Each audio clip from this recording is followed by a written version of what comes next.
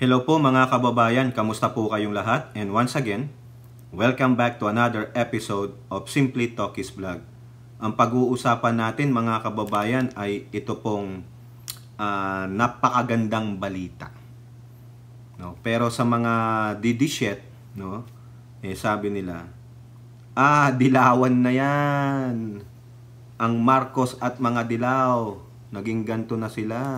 Pinky swear na sila, ganyan. Dilawan na, bakit? Mamaya makikita ninyo, no? May papakita ka kung yung article. At meron pang isang dilawan na hindi na dilawan. Ano ba 'yan? No? At muli ang mga kapulisan, no? Mukhang talagang nag-i-intensify na mahanap si Kibuloy. Papakita natin sa inyo yung article. Pero meron po tayong isasama ditong extra na mga article, dalawa po. Kasi ito, pupukaw din to ng mga attention ninyo at ano ang inyong masasabi. Pero bago po yan, ito muna.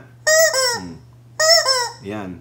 Pantanggal po ng mga malas, no? Mga espiritu ng mga didishet. Bawal. Di ba, Elora, oh?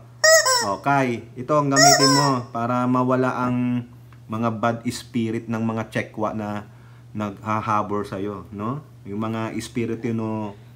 Kung si Kibuloy may hawak na vibrator daw ng sanlibutan, ako ito naman, ayan. Ito, oy, delulong designator siya nga. Chicken, chicken. Sabi kay Kibuloy, chicken, chicken. Di ba, Hattori, ano ibig sabihin ng, red. Ano pag sinabi mong, chicken, chicken. You're a chicken. Bago po tayo magpatuloy, tayo po ay magbibigay pugay at pasalamat sa lahat ng ating channel members, followers, subscribers, nagla-like at nagsishare ng ating mga videos, sa mga nagbi-video replay, sa mga nagsishare ng blessing, no? Just to name a few, nandiyan po si Ate Beth M na biruin nyo, ni-spoiled ako ni Ate Beth M Mamaya Ate Beth, magpapa-ampum na lang ako sa'yo. Joke lang. Baka magalit yung mga mga anak mo. Sino ba na naman yan? No? Si Ate Wana Beth, no? Na taga Japan po sila pare-pareho. Si Lola Carclea, si Ilocana Kana, at yung iba pa po. At sa mga members natin na hindi po kumakalas, no? Salamat din sa mga nakakasama natin sa chat box ng ating video premiere, at kahit na video premiere nandoon po kayo, sumusuporta po kayo, no, sa mga pumupunta sa ating live stream. I-repeat ko lang po, since summer vacation dito, nakakapag live stream po tayo ng umaga dito po sa State of California, no. Probably mga 5:30 to 6 ang simula natin. Pero tuwing Mary's Day, late kasi meron pong cheering practice yung anak ko ng 6:30. Kailangan kong i-drop sa school. So, dapat malilate ako. Pero kung merong pupunta, di salamat naman po, no? Okay, so hindi na ako magsha-shoutout. Kasi alam nyo naman na kung sino kayo lahat. No? Shoutout po lahat sa inyo, no? Kung hindi kayo mabanggit, pero from time to time, nakakapagbanggit ako ng pangalan. Tulad nila Elora. Magtatanong tayo kay Suset, kay Ate Beth M, no? Pag di kayo mabanggit, sorry naman. Pero kung ayaw yung magpabanggit, sorry na din. So, unahin muna natin ito. Ito ang masamang balita ito, no?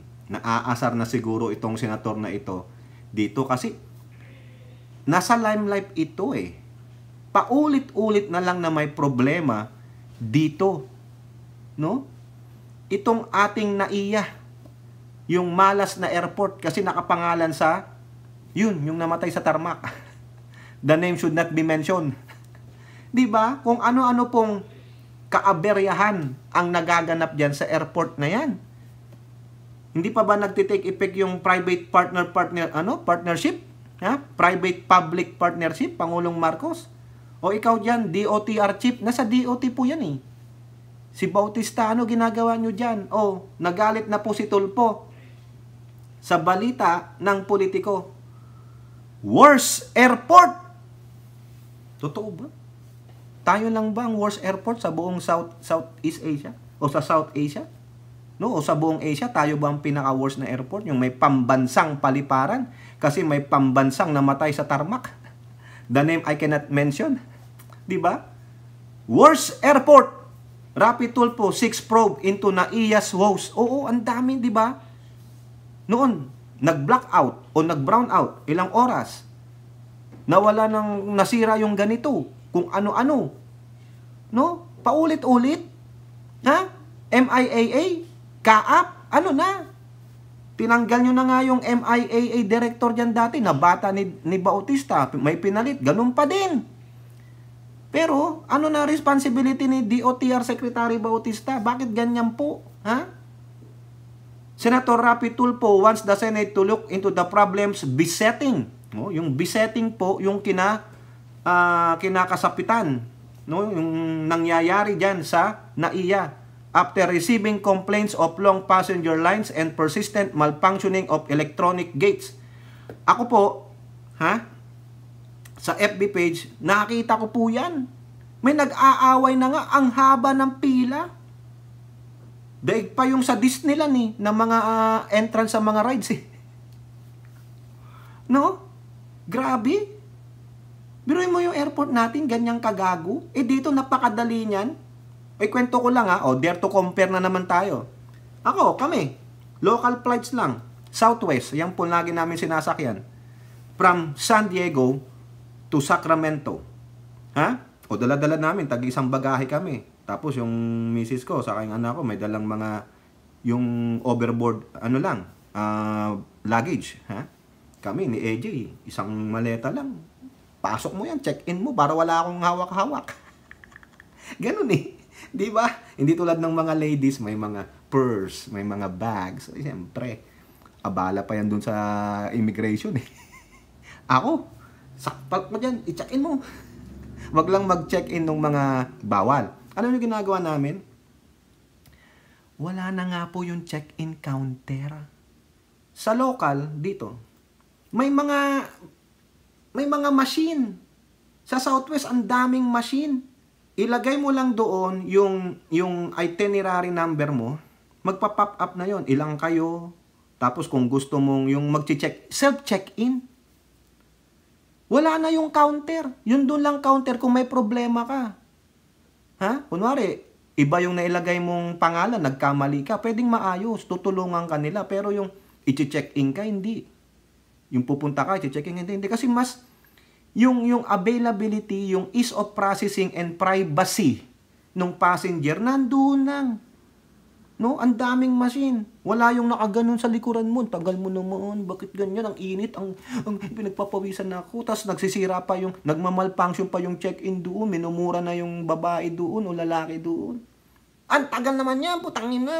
Ano bang klaseng airport ito? Worst airport? Ganun lang. Tapos sasabihin niya, do you like to print yung tag? Piprint ko. Kung may check-in kami, ilan yung check-in, piprint ko yon. May instruction pa paano ikabit sa luggage, yung sa check-in luggage. Tapos, siyempre, pila ka na. Ang bilis ng pila, yung lang magtitimbang. Yung mga nandun yun lang. Kasi kailangan timbangin. Hindi pwedeng lumagpas ng 50 pounds. Pag timbang yan, gaganunin lang. Okay, you'll go. Pero meron kang yung claim ticket. Minsan hindi na inano yung claim ticket ganun na, go na, tapos na. Pag sumobra ng, kumari, 50.5, yes, okay. You have some leeway. Ganun lang. Kasi, underweight yung isang mong luggage. Compensated. Di ba ganun? Ang bilis. Sasabi nyo, kasi naman Tokis, ang ganda man dyan ng wifi. Ayun nga ang punto natin. Pagandahin. Kaso, because of the bureaucracy, because ang daming kumukontra, hindi natin maayos. Yun na nga lang pagpa-PPP, yung public-private partnership, ang dami pang kumukontra Diba? Paano tayo unlad? Paano uusad ang mga proyekto kung palagi na lang may kumukontra? May mga civil servant, mga government employees na walang pakialam, kundi ang inaantay lang nila yung pangsarili nila. Tingnan nyo yung mga nangyari dyan sa mga airport personnel. Ewan ko kung nangyayari pa rin hanggang ngayon, yung mga dukutan, yung walang, baka naman news blackout. Di ba? Isipin nyo, sinong hindi mapupunyeta? Pati na lang sa immigration process Pakita mo lang yung ticket mo, boarding pass mo, tapos titignan ka lang, o ayan, o. Nandun ka ba sa database ng mga kriminal? Kung wala. Kung may kasama kang minor, tatanungin lang yung bata, who's your mom? Gano'n, is that your mom? Yeah. ID, gano'n lang, go. Tapos yung lalabas mo na ulit lahat, dadaan ka dun sa scanner. O pag wala nangyari, di wala. Ako noon yung huling uwi namin, itong tita ko kwento ko ulit yung tita ko, ano yan, mahal na mahal kami. Aga ng flight namin papuntang Sacramento. Kasi may gagawin yung anak ko. Sabi niya, isilang magdadrop sa amin sa airport sa San Diego. Kumain na kayo? Hindi pa po. Oh, biruin mo, pagdating namin doon, nag-prepare na siya ng pandibara. Ay, yung tinapay na may palaman na chicken sandwich, isang buo na pandibara. Dala-dala ko sa airport. Nakalimutan ko. Nasa backpack ko, pati yung palaman, ibibigay ko daw dun sa, mahal na mahal niya yung mga apo niya. Yung chicken spread, ibibigay niya dun sa anak ko. Mag-spring break kami dun sa anak ko Hindi ko natanggal, hindi ko nasabi. Nakita sa scanner, nag-orange. Sabi nung TSA, what's in here, sir? Oh, that's my aunt made it. It's a chicken spread for the bread sandwich. Oh, okay. Sabi niya, you don't mind if I open? Oh, you can open it, sabi ko. There's nothing wrong with it, sabi ko. You can open it. Tinignan nila. Okay, sabi niya. Yeah. Kasi daw, hindi naman masama magbaon. Kasi alam nila yun. Kasi daw, minsan kasi, ginagawa yun ng mga kriminal. No, nakita lang kasi, inamoy, wala naman. In-sniffing dog, wala naman. Hindi naman sa droga, okay na. Pero ang kinaasar ko, hindi yun Yung sintrong ko napunta dun. Hirap na hirap ako yung short ko, ganun-ganun ko kasi nalalaglag na. Alam palang bitawan ko, di na-expose yung aking boxer short. Kaya tawang-tawa yung misis ko, ka nakaganyan. Yung malalaglag na yung pantalong ko sabi ko. Doon pa yung belt ko, hindi pa umuusad. Kakaasar, sabi ko. Mahirap lang sa immigration. Sa Pilipinas, ganyan po na experience namin yan. Oo, nung 2017. Alam nyo ba, pabalik kami ng Amerika. Sa Philippine Airline kami. Nandun na kami sa loob, biglang nung nag-open yung gate namin, sabi, pila ulit kami. I-inspect ulit kami. Yung mga tubig na dala-dala namin, bawal daw yun. Tapon yun dyan pa. Yung mga kasamahan ko, mga nakapila, yung isa kalbo, mura ng mura, FU. Muntik ko nang bato ka, sabi ko. May ang yabang, American citizen, sabi ko, tanginan to, kung ganyan ka rin lang naman dito sa bansang Pilipinas, huwag kang pumunta dito. Hindi mo alam ang kalakaran dito Tapos, experience pa namin noong 2015. Na-delay yung flight namin pabalik dito kasi may sinasakay yung PAL na parang American diplomat na nadisgrasya. Delayed na kami. Yung mga Pilipino, nag-aaway silang mag-asawa. Sabi ko sa'yo, wag mong ibubuk ito Tawa lang kami ng tawa ng misis ko. Ginaganon lang namin. Sabi namin, ito talagang mga kapwa natin Pinoy, they cannot even. Pero, sa totoo lang, naikwento ko lang mga kababayan, sa totoo lang, totoo po yung sinasabi ni Rapi Tulfo. Sino ba naman ang hindi mabibisit? Isunod-sunod Hindi na natuto, yan na naman tayo. Worst airport, long queues, tapos hindi gumagana ang electronic gates. Diba, nag-electronic gates ka pa, hindi naman pala gumagana, hindi naman pala maganda ang internet connection. So what's the use? Ano yung palamuti na lang doon? Diba? Kaya ka nga nag-electronic gates, so for better, faster processing ng mga pasahero. Kung hindi gagana, so what's the use? Diba? Kung palpak, di nagsayang ka lang ng pera at ng oras. Anong sabi dito? Tulfo said airport e-gate scanners for arriving passengers often fail to read passports and boarding pass, forcing passengers to queue for manual processing instead. Bakit? Manila International Airport Authority, bakit? DOTR, bakit? Bakit hindi gumagana? For what? Para ano? May tumiktik na naman, may magsingit na naman ng pera sa passport at malaglag doon sa cash bin ng mga, immigration officers. Ganun ba? Due to the delay, some passengers unable to catch their flights, including connecting flights. Travelers are the ones carrying the burden of the inconvenience as they have to spend extra money to rebook their tickets and stay extra hours at the airport's lobby even when they are not the ones at fault. Correct. Diba? Buti sana kung yung airport natin tulad ng ibang mga international airport na pwede kang matulog. May mga lugar para sa mga bata. Ako yung nag-stop over ako sa Narita, Japan. Ang ganda Sa laki ng airport. Ang layo nung boarding gate ko pero nilakbay ko. Ang ganda. Kung nato ka nga, pwede kang matulog, libre. Humiga dun, walang makikialam sa'yo pero sa atin, wala. Tinanggal pa yata yung mga upuan. Ano ba yan? Pangulong Bongbong? Ano bang ginagawa ng DOTR mo? Add to the burden of the passengers, a number of escalators, walkators, carousels, and tubes were either poorly operating o non-operational at all. Ay kung gano'n naman pala, isara nyo na lang yung airport na yan. Diba? Ito ba hindi na mangyayari kung nagkaroon na ng PPP? Kasi nagkasunduan na po yan Kailan ba magti-take effect yun? Yung isa nga, may isa-shutdown pa silang cooling system. Ano naman mangyayari? Hindi ang gawin nyo, i-divert nyo na lang, isara nyo na lang. Ipunta nyo na lang sa Clark lahat. Diba? Ano pa ang meron tayong pambansang paliparan dyan?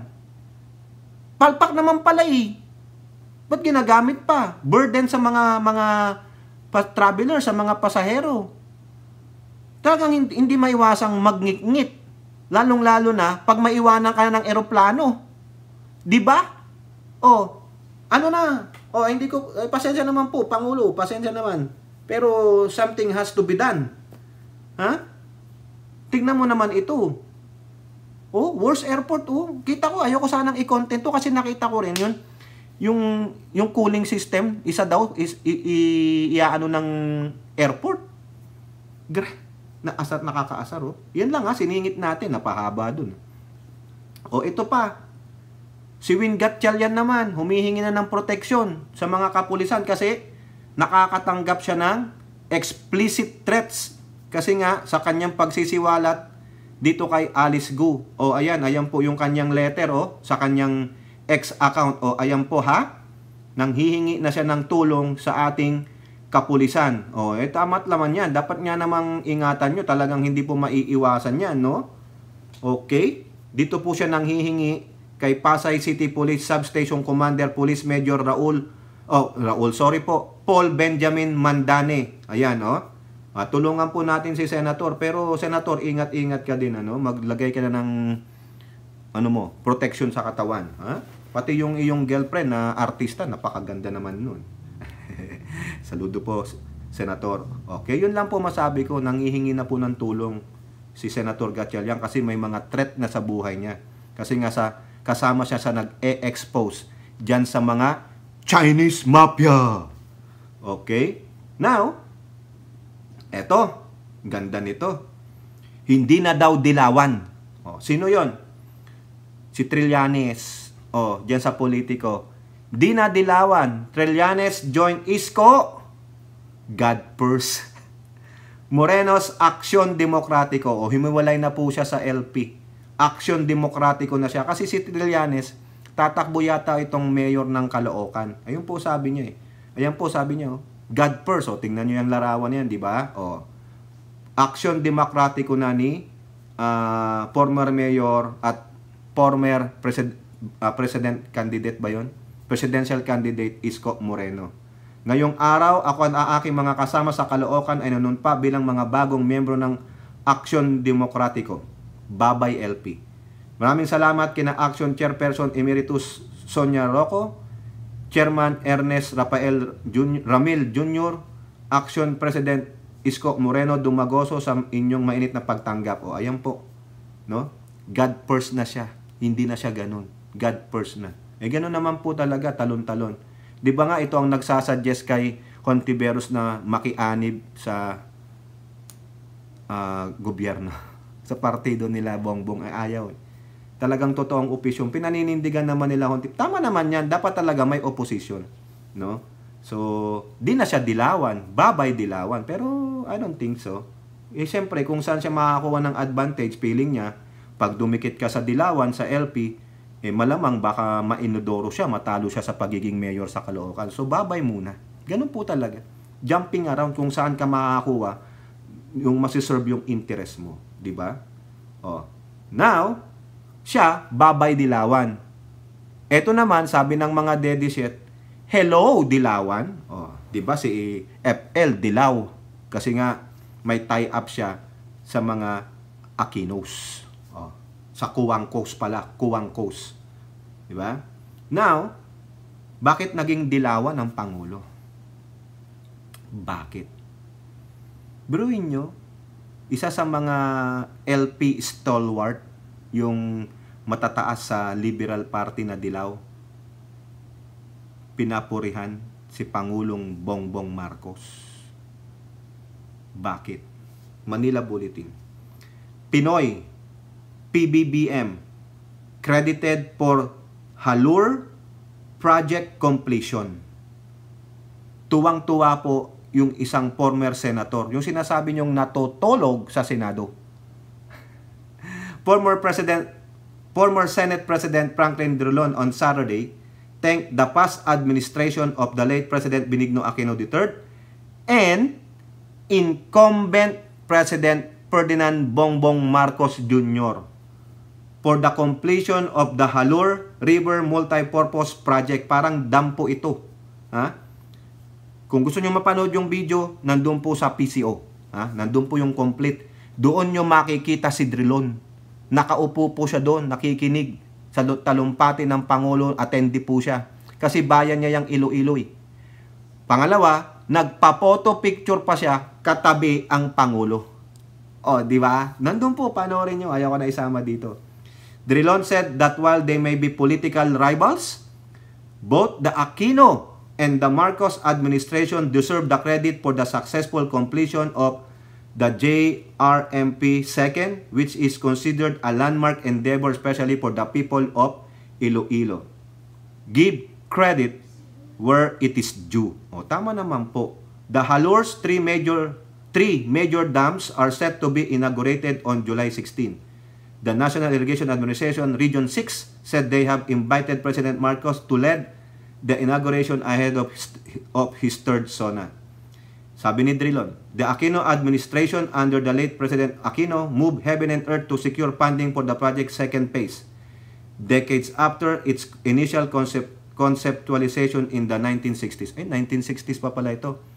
In 2023, President Marcos Jr. approved, tignan mo nga naman, the release of additional funds necessary for the project's completion, continuing the project first initiative by his father. O, tingnan ninyo, nagsimula pa sa proyekto ng tatay niya. Eh ano ginawa ni Cory Drilon?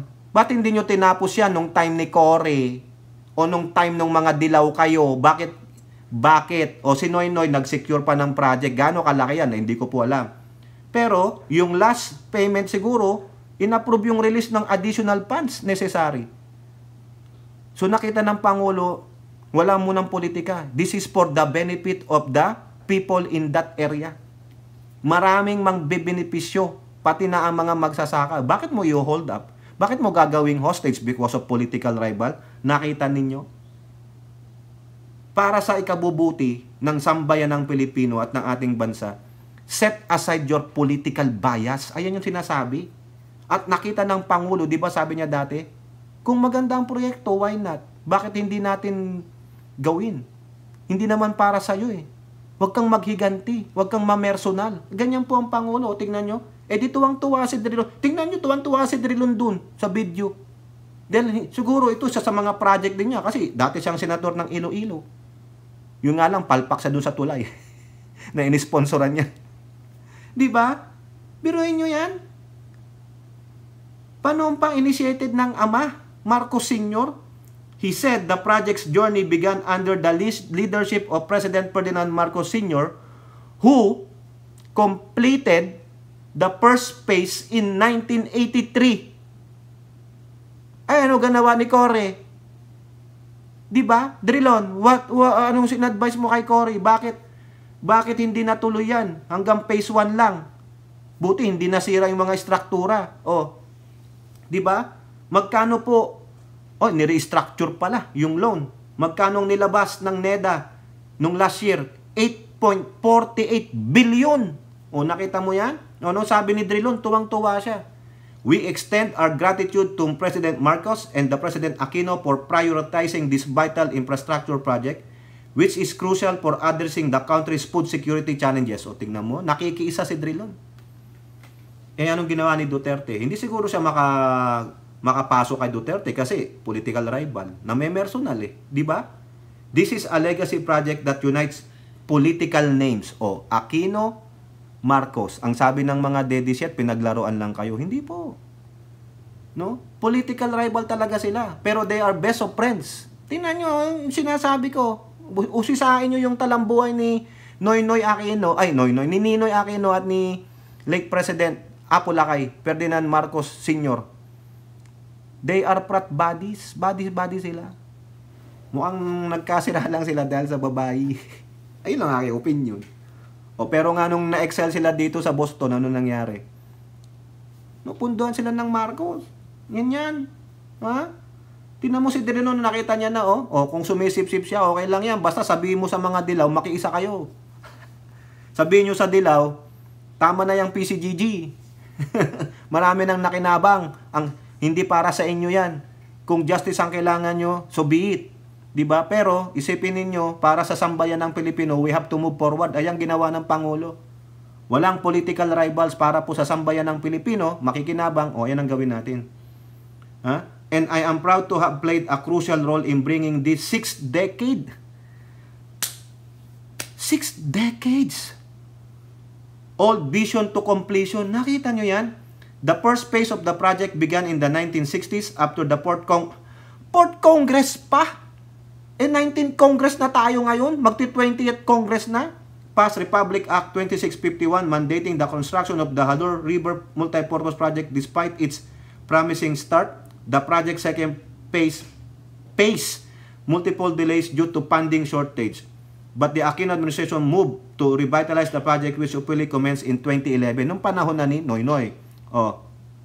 Ang sabi niya dito, during the effort of Drilon, he was able to obtain the funding from Korean Exim Banks for $207 million loan to the Philippines, considered to be the largest ODA project from South Korea to laki nun. Diba? Nako. Mababa rin naman daw po ang interest, 0.15% per annum. China interest rate pa. Diba? At least kahit pa paano si Drilon, give credit to whom it is due. Aquino, Marcos, nagsama, okay lang sa akin yan. Basta mapapakinabangan ng sambayan ng Pilipino. Mapapakinabangan ng bayan. Diba? Hindi yung mga iilan lang. Which is good. Batikusin nyo ako. Kung batikusin nyo ako, dilaw? Dilaw sa dilaw? Di naman siguro. Ang nagsasabi lang yan, mga Duterte kasi mga dilaw na tae sila Sila po yun ngayon. Mga alien nga sila, tignan mo, di ba kulay green ang gusto nila? Alien! Anong kulay ng dugo nila? Alien! Di ba? Dilaw bang Pangulo? Maniwala pa ako si FL. Kasi meron silang tie-up sa mga kuwang ko di ba? Sorry naman, di ba? Okay? Next. Last article natin. Ito lang, isisingit natin. Sa laki po ng pabuya, baka lalaki pa, baka hindi lang 10 million pesos. Marami na nga daw po ang tumatawag sa PMP. Na-i-vlog na natin ito Naisama natin. Pero they are verifying the calls o the information. Ngayon, update lang sa Philstar Global, sabi dito, July 16. PMP intensifies hunt for Quiboloy and others. Pinalalakas pa daw po. Dagdagan nyo yan. Iangat nyo ang pabuya kasi sabi rin ng PMP, they are mulling to increase the reward money. Di ba sabi nga daw nung si Badoy, yung isang tarirat dun sa samahan ng mga marites at nanlolokong incorporators, baka daw po 30 million pesos na. Puta, sila-sila na yan. Laking pera na yan. Marami ng pang Jollibee dyan. The PNP is intensifying its effort to locate and arrest persons wanted in the case involving yung kulto ni Kibuloy. Sabi po ni spokesperson Colonel Jim Fajardo ng PNP, our search for the remaining wanted persons in the case of Kibuloy and associates is ongoing. Oh, ayan. Buti nga sa inyo. Our hotline is very active and we are getting numerous tips, though we need to vet this information carefully. Some may be accurate, but others might be intended to mislead us. Oh, yan. We are not limited to their, yung Kiboloy and co-accused, known addresses. We are also investigating other potential areas where they might be staying or visiting. Kaya kayo dyan, pag you are aiding and abetting this wanted, may kalalagyan kayo. Di po ba? Yan. So, yan po mga kababayan, no? They are intensifying. Ha? Palakihan nyo na kasi yung reward naman. Huwag na kayong mahiya. Laki-lakihan nyo ang reward. Gawin nyong 50 milyon. Ewan ko lang. Baka pati mga vloggers ng mga Duterte at Kiboloy magkanulo na. Ayan o. Gagawin na yan o. Ganito daw sila. Pero may takip ng bayong. May dalawang butas. May doon po. Doon. Akin na ang reward money. 50 million? Puta, laki niya. Ilan yan? 50 million kasi yung 10 million, $200,000. 50 million. 1 billion. 1 million dollars? Wow! Elora, $1 million ang 50 million pesos. Nako, ang dami ng Tesla niyan. Di ba gagantuin natin si Kibuloy? Chicken. Chicken. Si Bantag. Chicken. Chicken. Si Alex Guo.